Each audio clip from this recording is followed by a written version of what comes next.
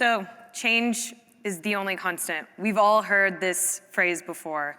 You either think it's very annoying and overused, or it's your motto for life. For me, it's my motto for life. I love change. I move my furniture around my house every 2 weeks just to shake it up. I switch from my iPhone to an Android at the drop of a hat like a crazy person. And I was even changing this presentation 5 minutes before giving this talk. That all makes me very nervous, especially the last minute changes part. I do not move my furniture. I stick with Android. I'm more of a if it ain't broke, don't fix it kind of guy. Regardless where you are on the spectrum of how you view change, whether you're like me or like JD over here, change is hard. And change is hard for two main reasons. It's the fear of the unknown and not knowing what's coming next, and that sense of loss of control and it being up to somebody else to decide what happens next. Change can be especially scary in an organization or work context. And so I want to get a sense of how many people in this room are experiencing that type of change. So on the slide, you'll see these 5 common organizational changes.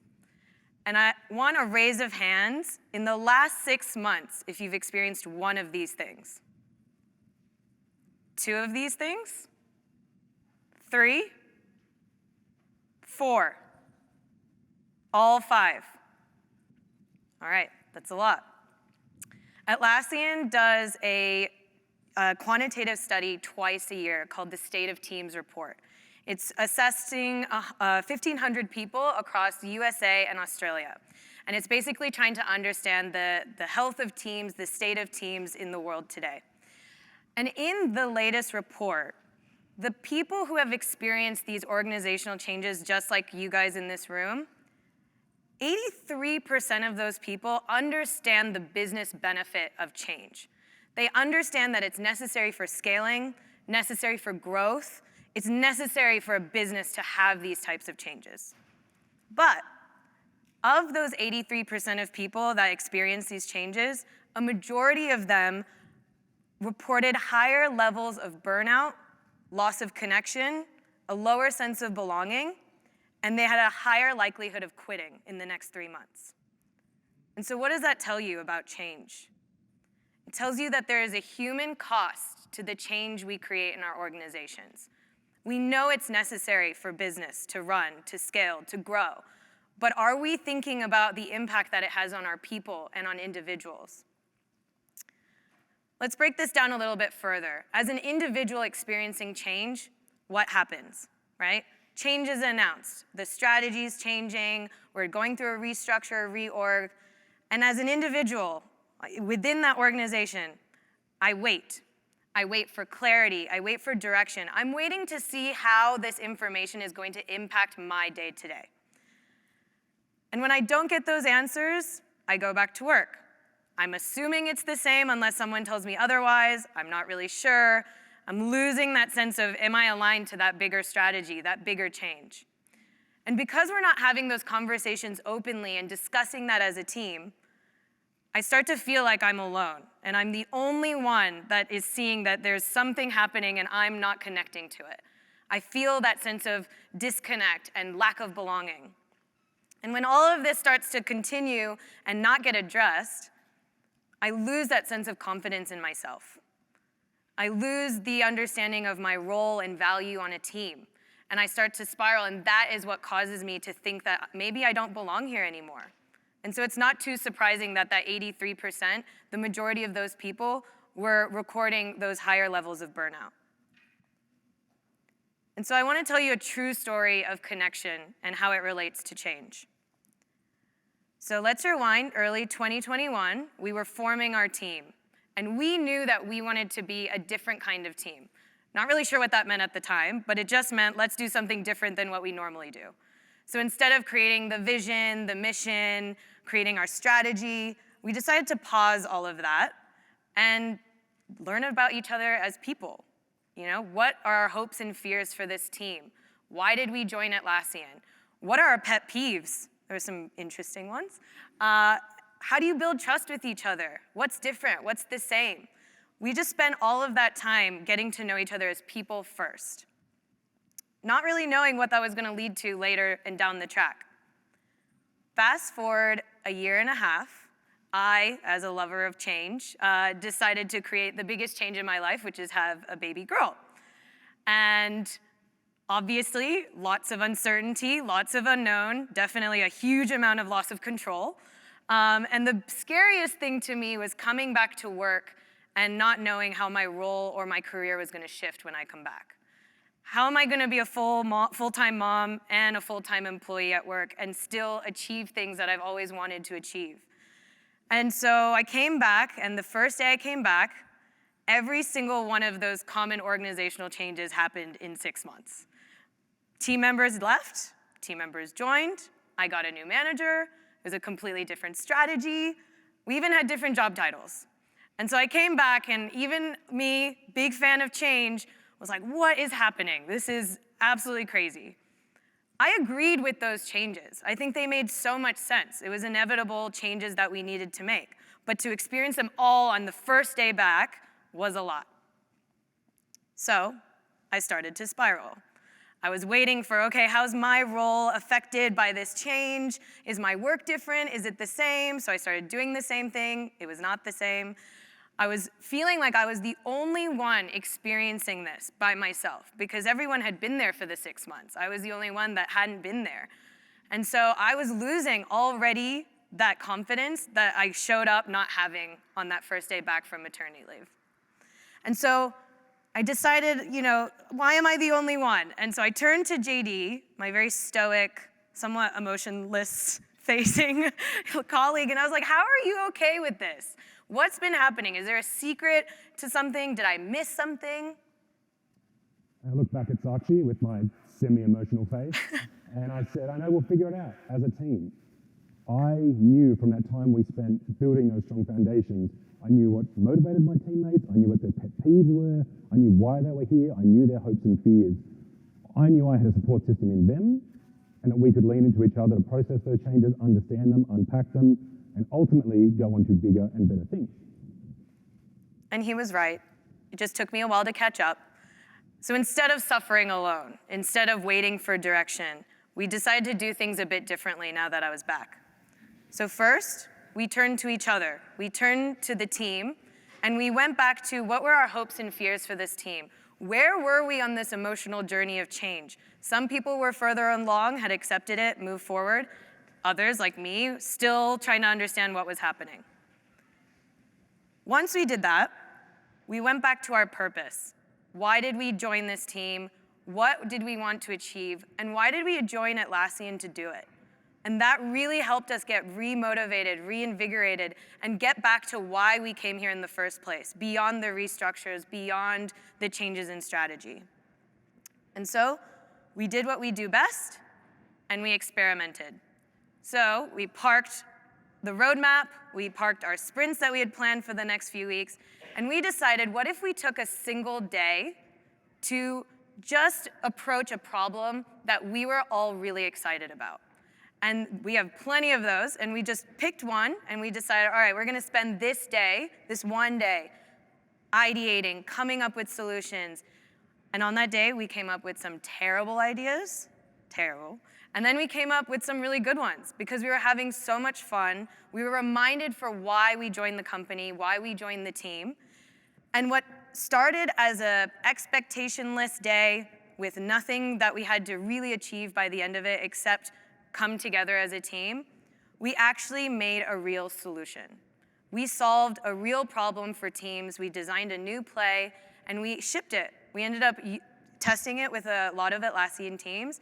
And what started, again, as just time to spend together got us through a very, very difficult time. And so my learning was that connection is the work. What we invested in those upfront days of learning about each other as people is what stayed true throughout that change when everything else was unknown and not in our control at all. As an individual, being resilient felt completely impossible alone, to a point where I was doubting myself. But the minute I turned to my team, it really felt like we could get through this together. So that's true for our team, the importance of connection, what it unlocked for us. What if we zoom out a little bit further and look at Atlassian? In our role as coaches, we spend a lot of time talking with individuals, teams, a lot on ways of working. And in that, we also surveyed, ran one-to-one sessions, workshops, etc., with a lot of Atlassians, different countries, different roles, different crafts, different seniorities. And when it came to ways of working and what was holding them back from it being at its best, the top voted thing was connection. It was the biggest need that people had, but also the thing they found most challenging to actually achieve. It was the thing holding ways of working back from being at its best. So why? These are the common three that we heard from people. Some of them probably sound familiar to you. Things like we don't have time to organize the connection things, dinners, drinks, lunches, etc. And whose job is that anyway? And how do we get funding? Things like there's other priorities. Those are always other meetings, always backlog items, always things on fire, always roadmap pieces to attend to. Or when teams actually did make the time for it, they often felt a little bit forced or awkward, or like they were designed specifically for extroverts. Also in our role, we spend a lot of time facilitating workshops and sessions. And so we know the power of connection, and so we always build in little moments into these workshops where teams can connect. But it's hard, right, to get people together, to get calendars aligned, time's always truncated, harder still in those sessions to solve complex problems, make decisions, align, confirm, clarify, all in a small amount of time. And so we always get pushed back when it comes to that, can we maybe drop that connection stuff? Can we have more time to do the work? And so now we push back on this because we know that power of connection. We know at the end of every session we run, every single session, when we ask for feedback, it's always those moments of connection that people say they wish they had more time for. It's in those moments they realize how much they need it, but more so, they realize how much it improves the work, the outcomes and how they work with each other, understanding each other better, how they think, being able to generate ideas, all those things. They realize how much connection improves the work. What if we zoom out further though? Beyond our team, beyond teams we look at, what if we look more broadly? There were 3 studies in 2010, 2016, 2017 that found that connected teams had better performance, more creativity, more efficiency, more revenue. Sounds like all the things we want. A 2021 study found that high-performing teams were more authentic, gave more appreciation, spent more time communicating, and more time bonding. All things that build connection and make for high-performing teams. Another study in 2022 found that connected teams are more creative, more committed, more productive, more motivated. Don't we all want to be on these kind of teams? From the world's longest running study on happiness by Harvard, running since 1938, they've found that connection leads to higher self-esteem, greater empathy, ultimately builds more trust. Connection there being key to resilience and safety within teams. From social chemistry, decoding patterns of human connection, connection at work means less stress, less burnout, more efficiency, more engagement, more elements of resilience, safety, and productivity. A 2022 study from Border found that connected teams improved retention, improved collaboration, improved engagement, improved motivation. And there's lots more.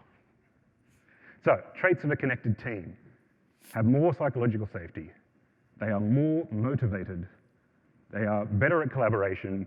They generate more innovative ideas and have less burnout. Aren't these the kind of teams we want to be on? The kind of teams we want to work with? The kind of teams we want to lead? If we think back to Saak's story earlier and the team she talked about, the team she described was able to be honest about how they were feeling and accept it. Able to turn to each other and what they could control. Able to throw out ideas without any fear, good and bad. Able to turn those ideas, good and bad, into great ideas. And the safety then to create ultimately a shippable product which had impact to customers and impact to them as a team. So ultimately, connection makes our work better. It improves how we work with each other. It's worth the time investment. It will make the work better and your time together better. So if we all agree that connection is something we need, it's something we want, and it improves our work, how do you actually build that? How do we do that in a great way? Is it another dreadful virtual happy hour? Is it a pizza party like we're in grade school? I know everyone loves a free lunch, but that's not working. Or is it an offsite in Hawaii that was promised to you 3 years ago and we're still waiting for budget approvals on that one? The problem with all of these options, not only is it an introvert's nightmare like mine, it's that it's stale and it's unrealistic, right? It puts the expectation on someone else to find the time, to find the resources, to find calendar alignment to make sure that this happens. So we already know that connection does not exist outside of the work. Because when it's something extra or separate from the work, it's the first thing to drop. Because the work will always take more priority. In reality, it's much more simpler than that. So we've all been in this situation. Think of the last meeting you were in. You spend 5 to 10 minutes waiting for it to start, or the person who's the decision maker to come in. So you're talking about the weather, where we live, or even worse, it's awkward silence. What if instead of doing that, you could spend those 5 to 10 minutes learning about what motivates your teammates and how to build their trust? Wouldn't that be a better use of time? It comes down to these two things, vulnerability and curiosity. Vulnerability is showing a little bit about yourself so that others can learn more about you. And curiosity on the other side is being able to learn about your teammates and genuinely care about your teammates. I know when I say vulnerability in a work context, people have a visceral negative reaction because I don't want to share my personal secrets, my traumas, my stories to my work people. Or it's forced. It feels like you're forcing me to tell you something I don't want you to know. In reality, vulnerability is just the slight opening of the door to share something about you and how you view the world, how you think. Or it could even just be expressing and acknowledging doubt or not being sure about something. Vulnerability can sound like, I think I may have jumped to the wrong conclusion, and here's why. Things I may struggle with, and I could use your help. Or I would really appreciate your advice on. But vulnerability can't live on its own. It has to be met with genuine curiosity on the other side. And it's not just asking why. Asking why is the worst way to show curiosity. If you think about the last time someone said why to something where you expressed some vulnerability, it probably made you a bit defensive, and you shut down immediately. Or it's generic. If you ask a generic question, you will get a generic response. Genuine curiosity is asking open questions, a question that doesn't just mean a yes or no at the end of it. It's asking for specificity. An open question neurologically, when we ask someone that question, it gets them to get to a deeper level of understanding of themselves. Then they have to explain themselves. And then that's when we really get to a meaningful conversation. Curiosity can sound like, what's an example of that? I'm curious to hear more about your experience. Or how specifically can I best support you? Doing this actually helps you take the time to get to know each other as human beings and not just resources on a team. And in order to do that, we have to shift our belief and understanding of connection at work. We have to shift it away from being big bang events, offsites in Hawaii, to believing that they're in everyday, non-extraordinary moments. We need to shift it from believing that it's outside of the work or outside of work hours to believing that it's core to the work and it is the work.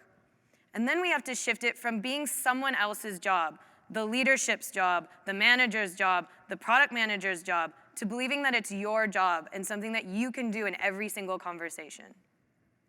So how do you build that genuine connection on teams? You do it by practicing vulnerability and connection every single day. So we want to practice vulnerability and curiosity in little moments, to build connection, to build resilience, to improve how we work. But what does it actually look like day to day? Let's chat through some examples.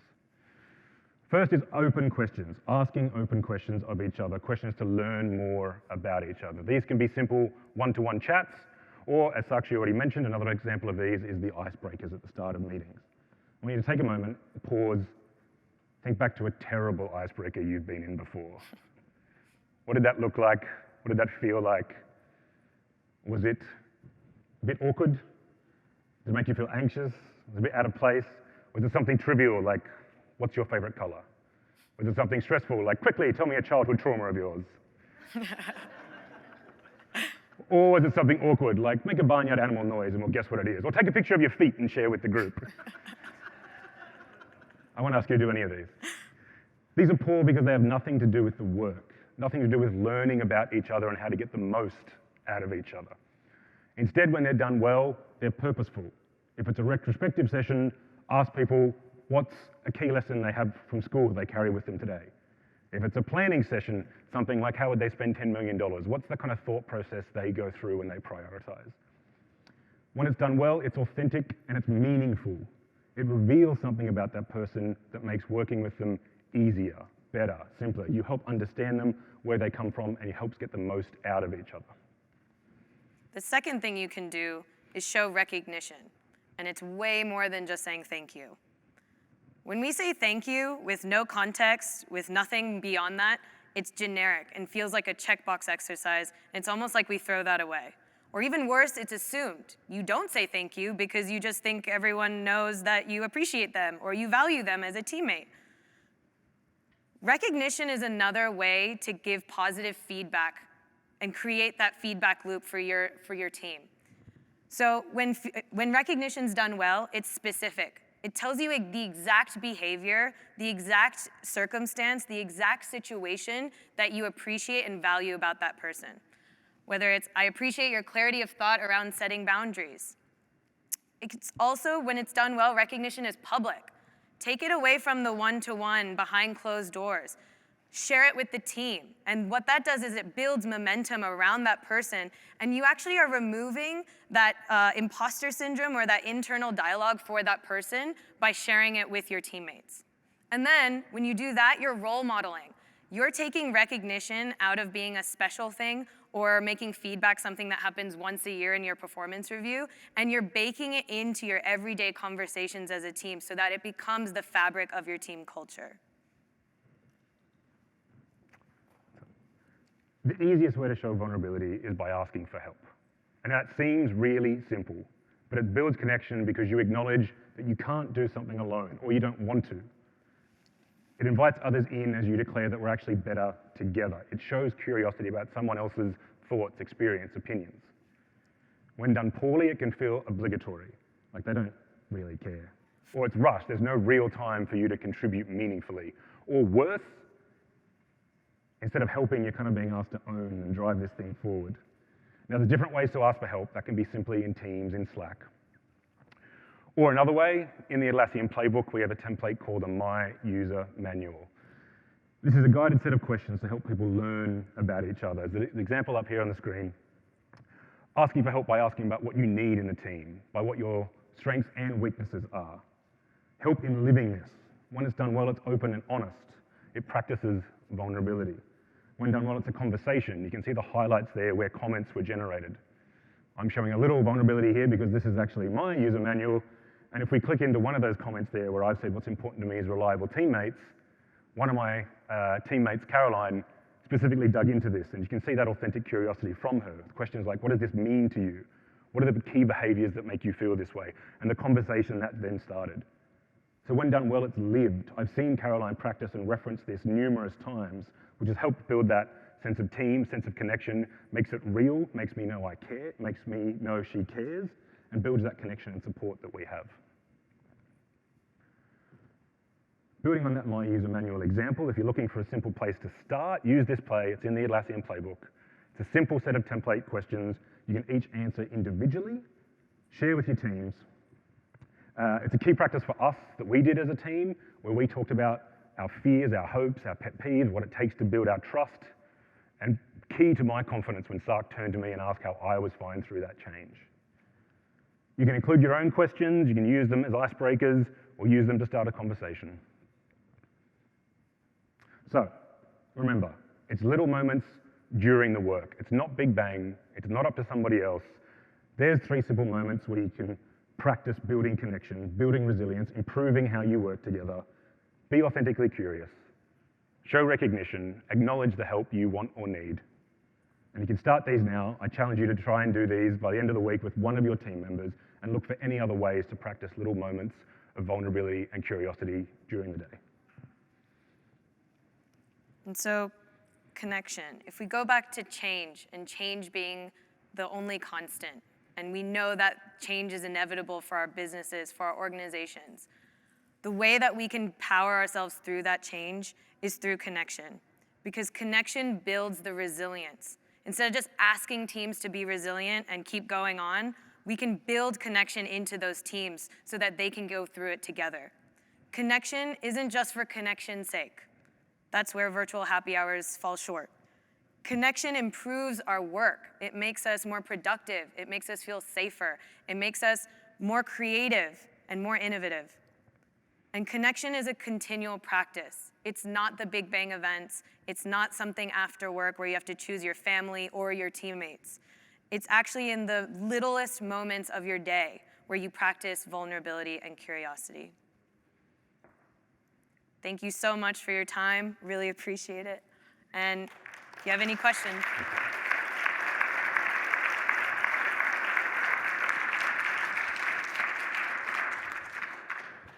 So I think it would fall in the first category, but I mean, are there, like, what's the balance between this becoming like ritualized versus sort of Ritualized versus? Well, just like, you know, sort of that variety, right? Because we all want some spice in life. And so I think sometimes I've worked for numerous organizations where it starts out with great intent, Yeah. but it becomes such a ritual that it's almost just like, okay, Yeah. here we go, we're gonna do that thing Yeah. again. So then, I mean, it falls in the force category, but Yeah. I don't know, what are some ideas around that? Because this is a great starting point, but what do you guys do? I guess where I'm getting at is, what do you guys do to keep it interesting, right? It's a great question. So the way that we did it was we did invest that time up front, knowing that it was new, it was exciting. We really learned about each other through that user manual. We had very deep conversations in the early days, so that later on, we actually didn't need to force it. It was so natural because we did it in the upfront that we never carved out time to create connection. And the same is true with the teams that we coach and work with. When you do that in the early days, you actually remove the need to find time separate from the work because you've already built that muscle as a team in the beginning. That answers the question. Yep. Where do you host it? All in the Confluence template. In a playbook, there's a few different template options. There's a Keynote template, but typically we just use Confluence, and then we have comments all generated off the back of that. Yeah. Hi. Obviously, you guys are big believers in this. Not only getting your own teams on board, but you guys being coaches trying to get other teams on board. Can you talk about that process of kind of selling that to maybe people that are more skeptical? Yeah, really good question. Great question. Again, part of it, like, there is a core deep need there that people have. They just don't know necessarily how to do it. So part of it, though, is acknowledging that we are busy, right? And so finding those little moments is part of the key, right? And setting it up from that aim, it doesn't take a lot of time away from you. And so if we do have offsites or big sessions with teams, we will get them to fill out a user manual or at least a few questions from it in the lead up. And then we'll use those things as like icebreakers or breaks like during the day. So like, what does it take to build your trust is like one of the questions we have in there, which is a great way to kick off like a team forming session or something like that. So off the bat, you know from each other, Gary really likes when you show up to a meeting on time. And so you can live that behavior. Other questions like around what your strengths are, things like that, but they're great little ways to bake it in.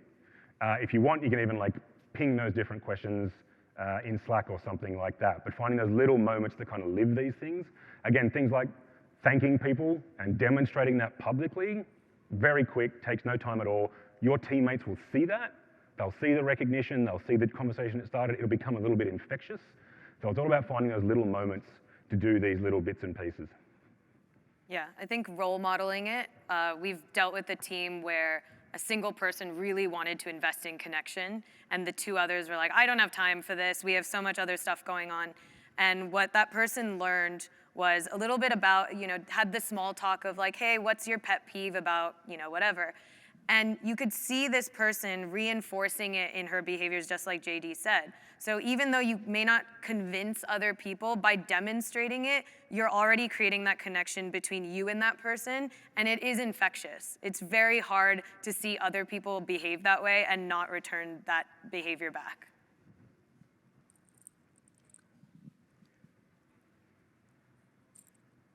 Yeah. Yeah, thank you. This is such an interesting topic for me. I love the what you're presenting about, kind of including the connection into the daily work, not after work, not another happy virtual hour. I love that idea. But my question for you too is, for today's world, everybody's hybrid or remote. What's your suggestion to make that connections besides you? Thank you in Slack, or that's all important tips, but do you have some organizational tips for today's working environment? Like at scale, beyond just the team? Yeah, good question. So I mean, a lot of these things are all fully remote friendly as well. So things like the user manual you complete on Confluence, you can do that individually. If you want, then we advocate teams generally jumping in a Zoom together and discussing those things, but you can comment totally async as well and have that discussion. Things like thanking, you can easily do in Slack or in Teams, async as you need. Atlassian has a system called Kudos, which we have as well, in which you can send each other kind of separate thank yous. Everyone gets like a little gift card or something to really acknowledge someone who's kind of gone above and beyond. Again, like the open questions and things like that, we use them at the start of each meeting. So it's finding those little ways as well that you can still do async while people are distributed, and you don't, again, need to organize people coming into an office or going to a pub or a restaurant or something together. I think that was a really good point in one of the earlier sessions of the conference, which was saying when we just say connection for connection's sake, when there's no outcome that's directly aligned to the work, people don't really get the sense of why I'm doing it. And so that's when those things fail, because it feels like extra work on top of my already very busy schedule, and then you're asking me to do something extra. And so one of the things that we're doing at org scale is post-reorg, or when some big change happens, is use that time to just pause before just jumping straight into the work, because there's no way everyone understands the change on day one through a Confluence page, is actually spend that time talking and having a conversation about what that change means for us, what's different, what are we gonna stop doing, what are we gonna start doing, what does all that mean? And even having those types of conversations and practicing those open questions is really the way to create that connection at scale. You're just approaching the same situation slightly differently than you would before.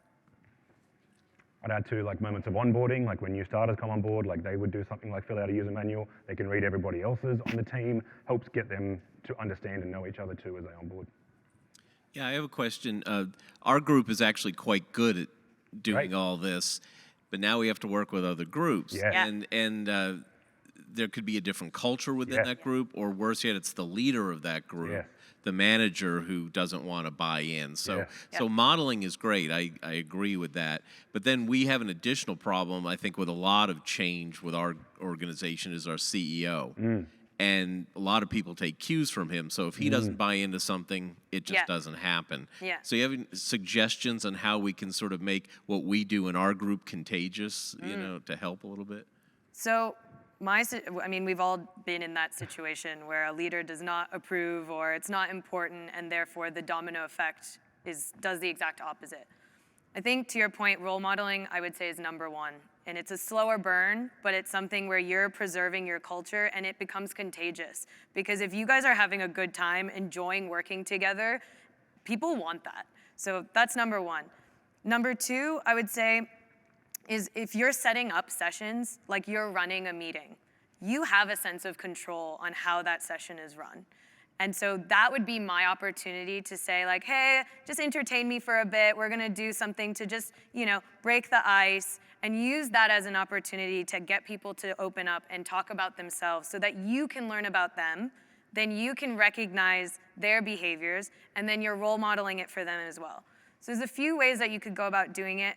Again, it's not something that happens overnight. It is a hard thing, but that's why we say practicing. It's a practice, and so the more you practice it, it does become like a domino effect. And again, I think, yeah, focus on what you can control. So like with those immediate teams, like Sark said, in those sessions you have with them, if you have like a shared Slack with them or something, like at the end of the week, what's one piece of gratitude you want to share with another member of the team? Or like find little ways there where you can build in little practices with things that are in your control. People like to feel good. Thank you so kindly. much. Really appreciate it.